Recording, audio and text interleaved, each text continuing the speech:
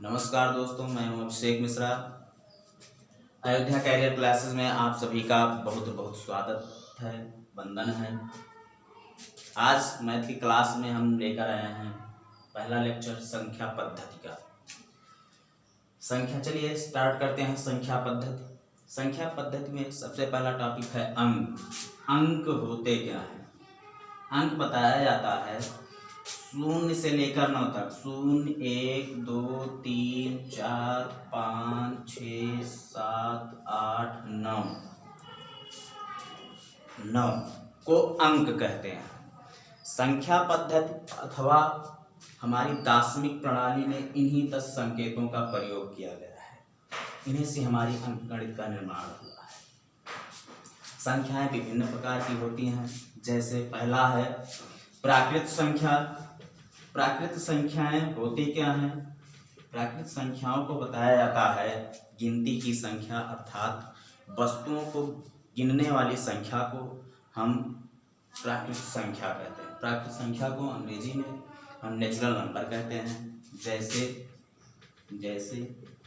1, 2, 3, 4 dash dash dash. आज संख्याएं प्राकृत संख्याएं होती हैं। अगली संख्या आती है पूर्ण संख्या। पूर्ण संख्या क्या है? पूर्ण संख्या की परिभाषा बताई जाती है कि यदि प्राकृतिक संख्याओं में 0 को भी सम्मिलित कर लिया जाए तो प्राप्त संख्या पूर्ण संख्या कहलाती है। यदि प्राकृत संख्या में 0 को भी सम्मिलित कर लिया जाए तो प्राप्त संख्या पूर्ण संख्या कहलाती है। जैसे 0, 1, 2, 3, 4 डैश डैश। आज सभी संख्याएं पूर्ण संख्याएं कहलाती हैं। पूर्ण संख्याओं के बाद में अगला आता है हमारा टॉपिक पूर्णांक का। अगला हमारा टॉपिक आता है पूर्णांक का। पूर्णांक संख्याएं होती क्या हैं? बताया जाता है पूर्णांक संख्याएं वे संख्याएं होती हैं। देखिए, पूर्णांक संख्या, पूर्णांक संख्या को अंग्रेजी में इंटीजर भी बोलते हैं। बताया जाता है पूर्णांक संख्या धन संख्या पूर्णांक, धन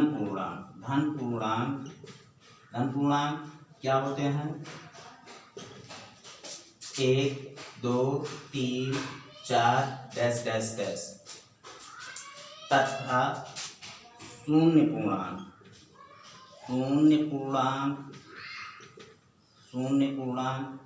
शून्य ऐसे लिख लीजिए, शून्य। तथा ऋण पूर्णांक को बोलते हैं इंटीजर, या इसी के ऊपर माइनस का चिन्ह लगा देता है। ऋण पूर्णांक ब्रैकेट में लिख लीजिए डैश डैश डैश कामा -4 कामा -3 कामा -2 -1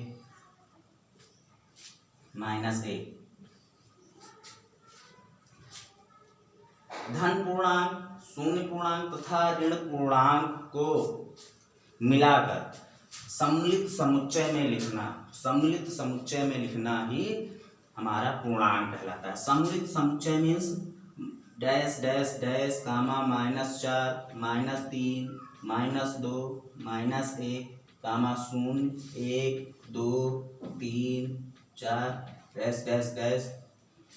सम्मिलित पूर्णांक को पूर्ण संख्या कहते हैं, पूर्णांक संख्या कहते हैं। इन संख्याओं को पूर्णांक संख्या कहते हैं। चलिए अगला टॉपिक है हमारा पूर्णांक संख्या के बाद में सम संख्या।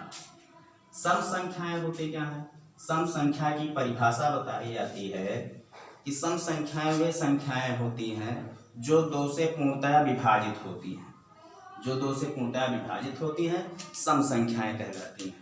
जैसे सम संख्या जैसे 2, 4, 6, 8, 10, 12, 14, 16 डॉट डॉट डॉट आज संख्याएं सम संख्याएं। सम संख्याओं में बताया जाता है पहचान होती है, अगर संख्याएं बड़ी दी गई हो तो इकाई के स्थान पर 0, 2, 4, 6 या 8 आता है। यदि इकाई के स्थान पर 0, 2, 4, 6, 8 हमें प्राप्त होता है तो दी हुई संख्याएं सम संख्याएं कहलाती हैं। सम संख्याओं के बाद में अगला टॉपिक आता है हमारा विषम संख्या। विषम संख्या क्या होती है? विषम संख्याएं वे संख्याएं होती हैं जो 2 से पूर्णतः विभाजित नहीं होती। विषम संख्याएं वे संख्याएं होती हैं जो 2 से पूर्णतः विभाजित नहीं होती हैं, विषम संख्याएं कहलाती हैं। जैसे 1, 3, 5, 7, 9, 11 डैश डैश डैश, ऐसे कर लीजिए। आदि संख्याएं विषम संख्याएं कहलाती हैं। अगला है भाज्य संख्याएं क्या है।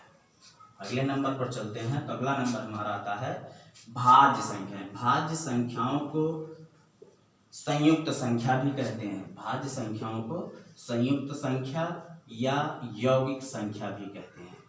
यौगिक संख्या कहते हैं। भाज्य संख्या की परिभाषा बताई जाती है कि वे संख्याएं जो एक और स्वयं के अतिरिक्त किसी अन्य दूसरी संख्या से पूर्णतः विभाजित होती हैं, भाज्य संख्याएं या संयुक्त संख्या या यौगिक संख्याएं कहलाती हैं। जैसे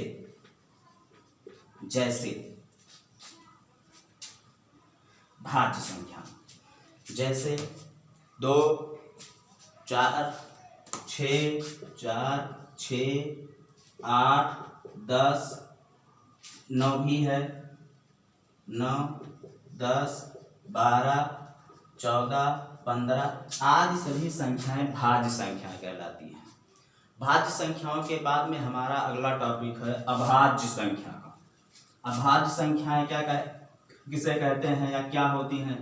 अभाज्य संख्याओं को भी अभाज्य संख्याओं को भी असंयुक्त